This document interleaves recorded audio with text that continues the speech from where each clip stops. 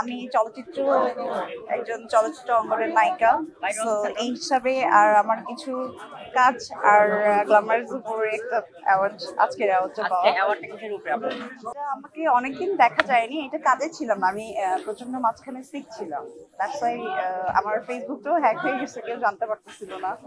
আমি নতুন আইডিও আর ওপেন করি নাই। দেখি এটা করা খুব তাড়াতাড়ি হয়ে যাবে, অ্যান্ড ইনশাল্লাহ আবার কাজে ব্যাক করছি। নেক্সট উইক থেকে আবার নতুন মুভির শুটিং, তো স্টার্টিংটা এখান থেকেই আবার শুরু করলাম। হ্যাঁ, সো আর অসুস্থতা খুব বেশি ছিল, এই জন্য হসপিটালে ছিলাম অনেকদিন প্রায়। তারপরে এখন আমি ফুললি সুস্থ অ্যান্ড সবার মাঝে সুস্থ হয়ে আসছি।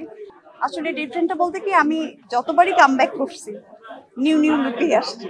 সো কখনো একটু হেলদি, কখনো স্লিম, এরকম অবস্থায়। সো এখনো আমি ফিট হইতে পারি নাই ফুললি, মানে সিক হইলে যা হয়। তারপরে যতটুকু আছি এনাফ, ইনশাআল্লাহ কাজ আবার স্টার্ট করছি, এবারে একটু ভালোভাবে স্টার্ট করতে পারছি।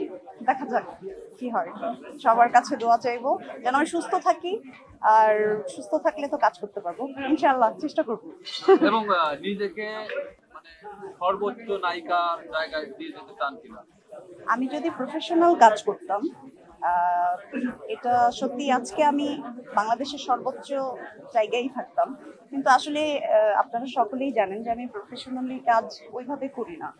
মানে দেখা যাচ্ছে কাজ করি আবার হারায় যাই, কাজ করি হারায় যাই, দ্যাটস এই জন্য আসলে ওইভাবে অ্যাক্টিভ থাকা হয় না। অ্যাক্টিভ থাকলে ইনশাআল্লাহ মনে হয় যে বেশি দিন লাগবে না। হারাই যাওয়ার কারণ এবার যেমন ছিল যে সিক, আবার হারাই যাওয়ার কারণ ছিল যে আমি দেশের বাইরে, দেখা যায় যে অনেকটা সময় আমার দেশের বাইরে আমাদের বিজনেস বা কাজ থাকে, এই জন্য ওখানে থাকা হয়। মানে নিজেদের পার্সোনাল কিছু বিষয়ে একটু বিজি থাকা হয়, এই জন্য হারায় যাওয়াটা।